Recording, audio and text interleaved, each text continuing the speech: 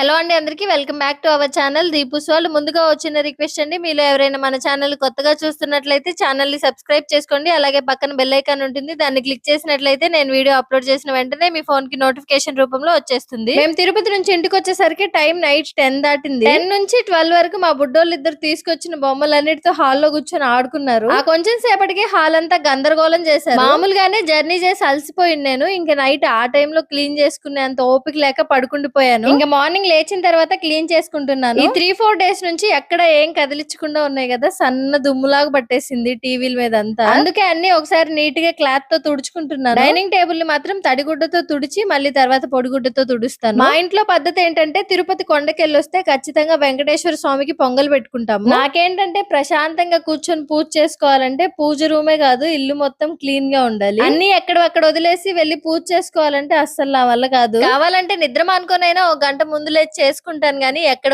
వదిలేను. మామూలుగా అయితే ఈ షింకులు టేబుల్ అన్ని రోజు కడిగి తుడుచుకోక్కర్లేదు. మా ఇంట్లో ఇద్దరు చిన్న పిల్లలు ఉన్నారు కాబట్టి ఎప్పుడు టేబుల్స్ మీద మంచాల మీద షింకుల్లో ఏదో ఒకటి పడబోస్తూనే ఉంటారు. సో రోజు అన్ని క్లీన్ చేసుకోవాలి. రోజు ఇదే పని చేసి చేసి అప్పుడప్పుడు నాకు బోర్ ఫీల్ వస్తుంది. రోజు రొటీన్ గా ఇవే పనులు చేస్తూ ఉంటాను కదా, ఒక్కోసారి నాకు ఈ పనులు చేసేటప్పుడు ఈ పనుల మీద అసలు ధ్యాసే ఉండదు. ఏదో మిషన్ లాగా పని చేస్తుంటాను అంతే. మిషన్ లాగా చేసినా మనిషి లాగా చేసినా ఇంట్లో పనులన్నీ కంపల్సరీ కంప్లీట్ చేసుకోవాలి. నేను ఎప్పుడన్నా మా వారికి పిల్లల వర్క్స్ చెప్పాను అనుకోండి, అంటే రీతుని హోంవర్క్ చెప్పిమని గానీ లేదంటే చిన్న పాపని కొంచెం సేపు ఆడిపించుకోమని గానీ చెప్పాను అనుకోండి, అప్పుడు మా వారు అంటారు, ఇంట్లోనే ఉంటావు కదా ఏం పనులు ఉంటాయి, పిల్లలు చూసుకోవడమే కదా, అది కూడా చేయలేవా, సర్లే పంపించు నేను చూసుకుంటానంటారు. అప్పుడు నాకు ఏడవాలో నవ్వాలో అర్థం కాదు. పిల్లలు చూసుకోవడంలో నాకు కొంచెం హెల్ప్ చేస్తున్నారని హ్యాపీగా ఫీల్ అవ్వాలా, నేను ఇంత పని చేస్తున్నా ఆయనకి అది ఈజీగా కనిపిస్తుందని ఫీల్ అవ్వాలా, ఏం అర్థం కాదు. కొంతమంది హస్బెండ్స్ ఎలా ఉంటారంటే వాళ్ళు చెప్పాలనుకున్నది ఏదో చెప్పేస్తారు, కానీ వాళ్ళని మనం తిరిగి ఏం అనలేము. అది వాళ్ళ తెలివైన తనమో లేదా మన తెలివి తక్కువతనమో. ఏదేమైనా ఇంట్లో పనే కదా అని ఈజీగా తీసేయకండి. మనం బయట వర్క్ చేయడానికి వెళ్ళాం అనుకోండి, దేనికి సంబంధించి అయితే వర్క్ చేయడానికి వెళ్తామో ఆ వర్క్ మాత్రమే చేసుకుని ఇంటికి వస్తాము. ఇంట్లో అలా కాదు. మీరు ఎంత పనైనా చేయండి, మార్నింగ్ 4 గంటలకు లేచి నైట్ 12కి పడుకోండి, ఈ పని చేసిన తర్వాత ఇంకో పని ఏదో ఎదురు చూస్తూనే ఉంటది. అలా అని నేను బయటికి వెళ్ళి వర్క్ చేసే వాళ్ళని కష్టపడట్లేదని మాత్రం చెప్పను. ఇంట్లో ఉండి వర్క్ చేసుకునే ఆడవాళ్ళని మాత్రం ఇంట్లోనే ఉంటారు కదా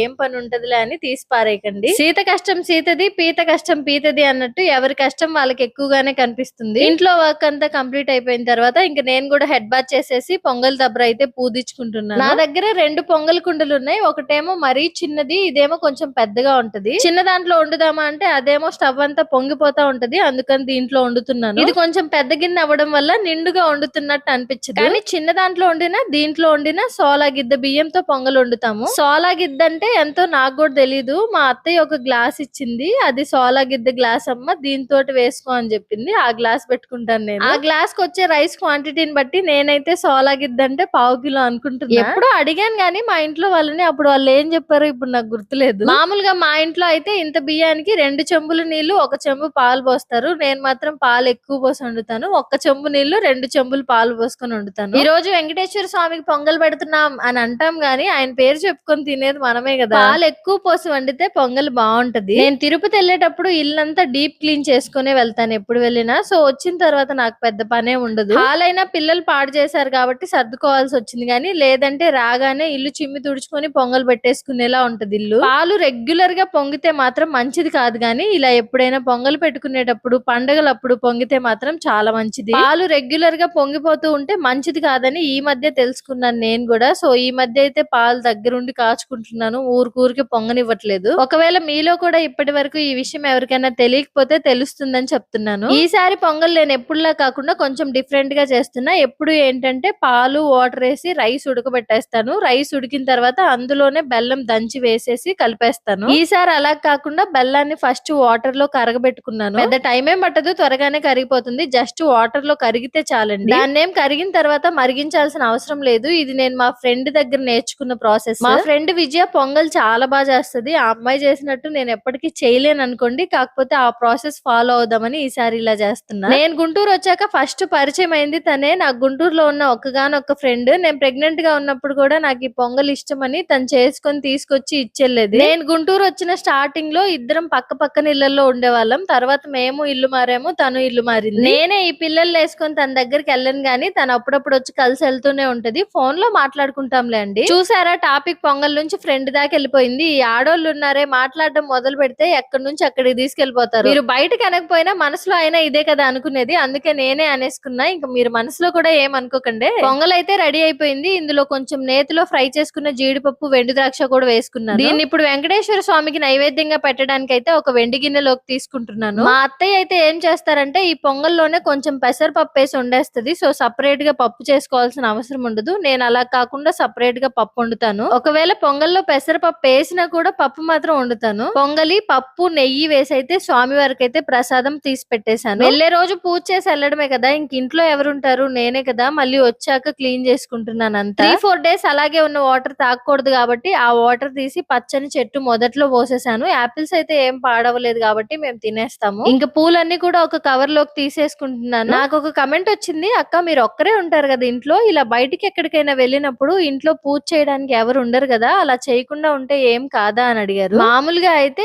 ఏ ఇంట్లో అయినా రెగ్యులర్ గా పూజ చేసుకుంటే చాలా మంచిది. ఈ రోజు పెట్టిన పూలు ఖచ్చితంగా రేపటికల్లా తీసేయాలి. మరి ఇలా బయటికి వెళ్ళినప్పుడు నెక్స్ట్ డే పూలు తీయడం కుదరదు కదా, కానీ తప్పని పరిస్థితి, ఏం చేయలేం కదా. ఎక్కడికైనా వెళ్ళేటప్పుడు పూజ చేసుకోకుండా ఇంట్లో నుంచి వెళ్ళలేము. పూజ చేసుకుని వెళ్తే మనం వచ్చిందాకా పూలు అలాగే ఉంటాయి. ఆ 2-3 రోజులు పూజ గదిలో పూజ జరగదు. కానీ అది మనకి తప్పని పరిస్థితి అయినప్పుడు తప్పేం లేదండి. మనం ఇంట్లోనే ఉండి ముందు రోజు పూజ చేసిన పూలు తీయకుండా, ఆ రోజు పూజ చేయకుండా ఏదో టైం పాస్ చేస్తూ ఇంట్లో పడుకొని టీవీ చూస్తూ ఉంటాం చూడండి, అది తప్పు. మనం ఏదో పని మీదో లేదా ఏదో పుణ్యక్షేత్రానికో లేదా ఇంక దేనికోసమో బయటికి వెళ్ళినప్పుడు ఇంట్లో పూజ చెయ్యలేకపోతే అది తప్పు కాదండి. నేనైతే ఎక్కడున్నా నన్ను అడవిలో వదిలిపెట్టినా సరే కనీసం 50-60 సార్లు వెంకటేశ్వర స్వామి నామం తలుచుకుంటూనే ఉంటాను. రోజు ఇంట్లో పూజ చేస్తేనే ఓ పెద్ద భక్తున్నట్టు కాదు. మీకు వీలుందనుకోండి, టైం ఉందనుకోండి, హ్యాపీగా స్నానం చేసి దీపం పెట్టేసుకోండి, మీకు మనశ్శాంతిగా ఉంటది. లేదు రోజు మీకు పూజ చేసుకోవడానికి కుదరదు, బయట ఆఫీసులకి వెళ్ళి వర్క్ చేసుకోవాలి, అలాంటప్పుడు ఏంటంటే వీక్లీ 1 డే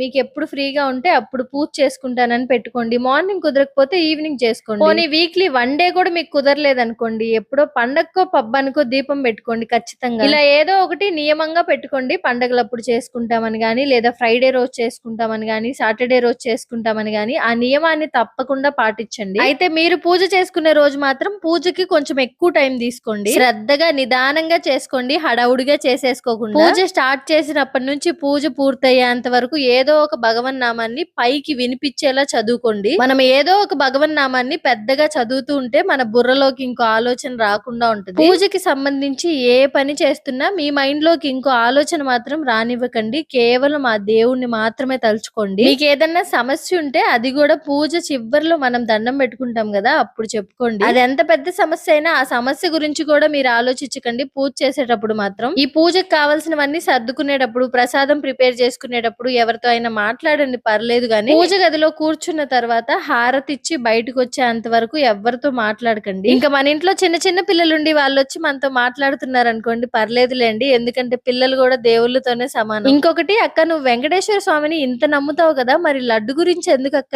ఏం మాట్లాడట్లేదు అని అడిగారు. మీరు అన్నట్టు నేను వెంకటేశ్వర స్వామిని మాత్రమే నమ్ముతానండి. అది మంచి అయినా చెడైనా ఆయనే చూసుకుంటాడని నమ్ముతాను. నేను తెలిసి తెలియకుండా ఈ విషయం గురించి ఒక్క మాట తప్పుగా మాట్లాడినా తర్వాత నా నోటి నుండి వచ్చిన మాటని నేను వెనక్కి తీసుకోలేను. అందుకే మీరు ఎంత మంది నాకు కమెంట్ సెక్షన్ లో కమెంట్స్ చేసినా నేను దీని గురించి ఏం మాట్లాడట్లేదు. ఐ హోప్ మీరందరు నన్ను అర్థం చేసుకుంటారని అనుకుంటున్నా. స్వామివారి దగ్గర దీపారాధన చేసేసుకున్న తర్వాత స్వామివారి నామాలు చదువుకొని కొబ్బరికాయ కూడా కొట్టేసుకున్నాను. ఇలా పొంగల్ పెట్టుకున్నప్పుడు కొబ్బరికాయ కూడా కంపల్సరీ కొడతామండి. ఈ రోజు కూడా కొబ్బరికాయ కరెక్ట్ గా మిడిల్ లోకి పగిలింది. ఇంకా నన్ను మీరు దర్శనానికి ఏ టికెట్ తీసుకున్నారు, ఎక్కడ తీసుకున్నారు, దాని వల్ల బెనిఫిట్స్ ఏంటి, ఇవన్నీ కూడా చెప్పండి అని అడుగుతున్నారు. దాని గురించి నేను సపరేట్ గా ఒక వీడియో చేస్తాను. ఎవరో తెలియదు కానీ ఒకరైతే ప్రతి వీడియో కింద కమెంట్ చేస్తున్నారు, అక్క లక్ష్మీ కుబేర్ కొంచెం ఎలా పెట్టుకోవాలో వీడియో చేయక్క అని. ఖచ్చితంగా ఆ వీడియో కూడా చేస్తానండి. నేను దసరా నవరాత్రులు అమ్మవారి పూజలు చేసుకుంటాను కాబట్టి ఈ 9 రోజులైతే నాకు ఆ వీడియో చేయడానికి కుదరదు. తర్వాత అయితే చేసి పెడతానండి. రోజు కమెంట్ చేస్తున్నారని చెప్తున్నాను. దసరా నవరాత్రుల్లో నేను 9 రోజులు అమ్మవారి పూజలు చేసుకుంటానండి. 3 ఇయర్స్ నుంచి చేసుకుంటున్నాను నేను ఇలాగా. లాస్ట్ ఇయర్ కూడా అమ్మవారికి పూజ చేసుకున్నాను. ఆ వీడియోస్ కూడా కొన్ని ఉన్నాయి మన ఛానల్లో. మీరు కొంచెం బ్యాక్ కెళ్ళి చూస్తే మీకు కనిపిస్తాయి. ఎవరికైనా కావాలంటే చూడండి. నవరాత్రుల్లో అమ్మవారికి పూజ చేసుకుంటే చాలా మంచిదండి. ఈ 9 రోజులు శ్రద్ధగా అమ్మవారికి పూజ చేసుకుంటే మనకు ఖచ్చితంగా మంచి జరుగుతుంది. నేను నా లైఫ్ లో ఎక్స్పీరియన్స్ చేశాను కాబట్టి చెప్తున్నానండి. ఎవరికైనా చేసుకోవాలా వద్దా అని డౌట్ ఉంటే ఈ 9 రోజులు అమ్మవారికి పూజ చేసుకోవడానికే ట్రై చేయండి. ఇంకా పూజ పూర్తయ్యాక మాకు తెలిసిన వాళ్ళందరికీ పొంగలి తిరుపతి లడ్డు ప్రసాదం తీసుకెళ్లి ఇచ్చేసి వచ్చాను. ఓం నమో వెంకటేశాయ.